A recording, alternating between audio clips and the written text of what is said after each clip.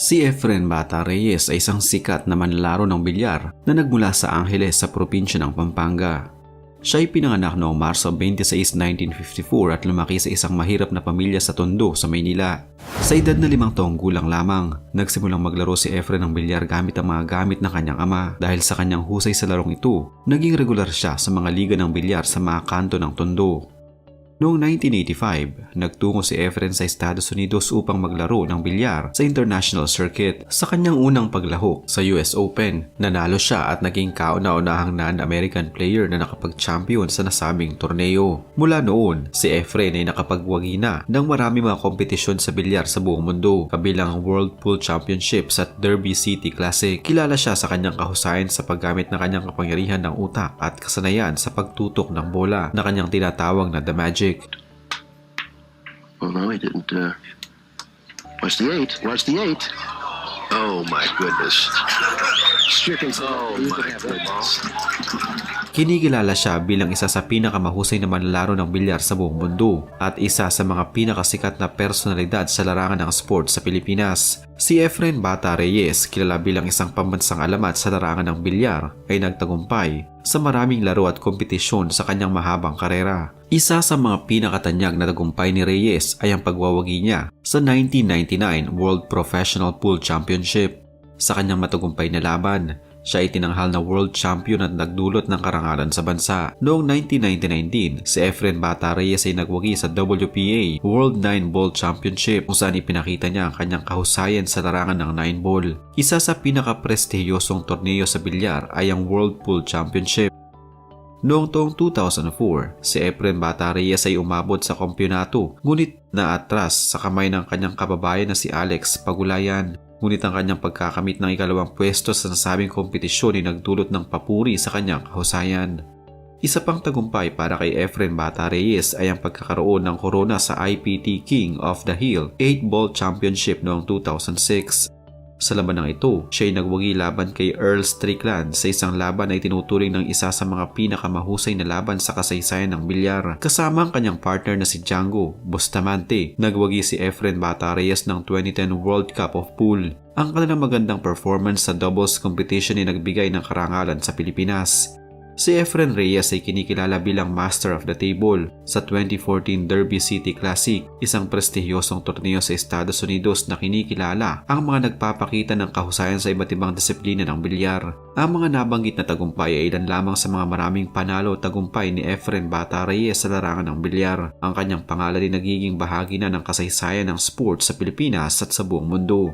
Sa kanyang karera sa bilyar, si Reyes ay nakatulong sa pagpapalaganap ng sports na ito sa Pilipinas. Sa kanyang pagkapanalo sa mga international tournament, nakapagbigay siya ng inspirasyon sa mga kabataan upang subukan ng sport na ito.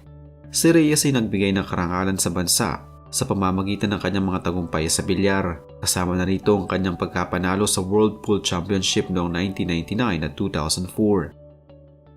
Dahil sa kanyang mga nagawa sa bilyar, maraming mga kabataan sa Pilipinas ang nabuhay ang interes sa sports na ito.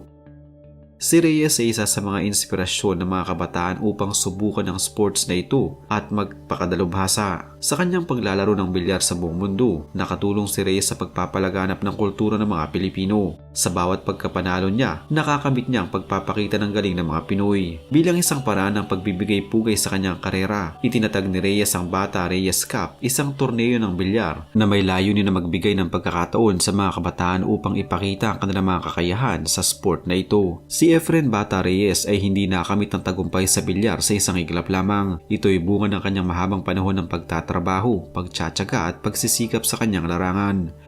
Ito ay isang magandang halimbawa na kailangan nating magpakahirap at magpatuloy sa pagtsatsaga upang makamit ang ating mga pangarap.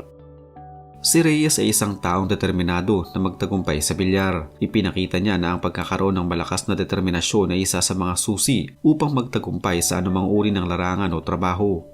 Ang tagumpay ni Reyes ay hindi nangyari sa kanya dahil sa kakayahan lamang. Siya ay nagpakadalubhasa sa kanyang larangan sa pamamagitan ng pagsasanay ng paulit-ulit. Ito ay isang paalala na kailangan nating mag-aral at mag-practice upang makamit ang tagumpay sa anumang larangan. Si Efren Reyes ay isa sa mga idolo ng maraming tao sa Pilipinas dahil sa kanyang tagumpay sa bilyar. Bilang isang mahusay na manlalaro at taong may matibay na karakter, siya ay isang magandang huwaran na dapat nating tularan. Sa kabila ng kanyang mga tagumpay sa bilyar, nanatili si Reyes na isang tao na may mataas na pagpapahalaga sa kanyang pamilya. Ito isang magandang halimbawa na kung paano dapat nating pahalagahan ang ating mga mahal sa buhay. Sa ngayon ay nasa 6 na dekada nang naglalaro ng bilyar si Efren at halata pa din sa kanya na hindi pa din kumukupas ang husay nito sa paglalaro ng kanyang nakahiligang sports. Habang tumatagal ay mas napapatunayan niyang isa siyang alamat at nagsisilbi ngayong inspirasyon sa maraming mga Pinoy na nahihilig din sa paglalaro ng bilyar. Hanggang sa ngayon, madalas pa din na sinasabi ni Efren ang kanyang pagkakapanalo sa mga laro at pag-shoot ng bawat bola ng bilyar sa mga butas ay dala lamang umano ng kanyang swerte at magic sa kanyang kamay. Kwento ni Efren Bata Reyes noon, ang kanyang pinakamalaking premyo na napanalunan sa paglalaro ng bilyar ay nasa 500,000 dolyar noong taong 2006 pero kahati pa niya noon ang kanyang partner at batikan din sa bilyar na si Django Bustamante. Ang 500,000 dolyar na iyon ay naging 300,000 dolyar na lamang dahil babawasan ito ng tax. Ayon pa kay Efren noon, gusto umano ng kanyang kalaban na balatuhan niya ito ng 50,000 dolyar dahil mas malaki umano ang premyo sa first prize. Sa first prize, 10% din ang mapupunta sa mga chaperone at managers nila.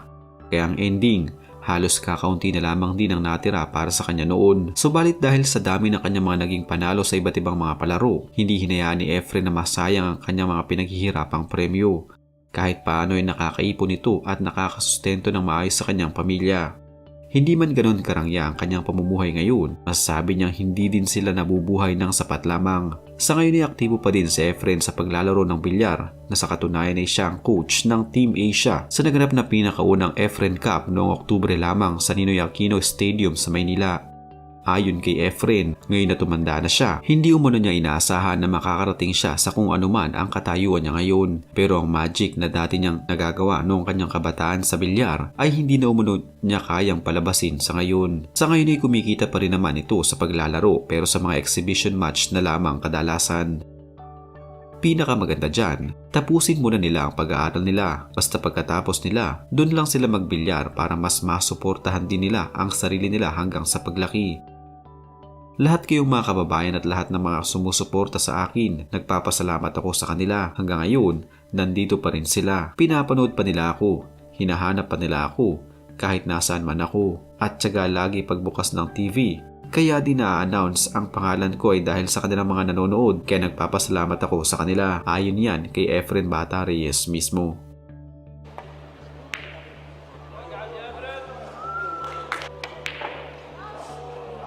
And how this is great. Now, But maybe, He maybe, did. but maybe, just maybe he can. 还好打进哦。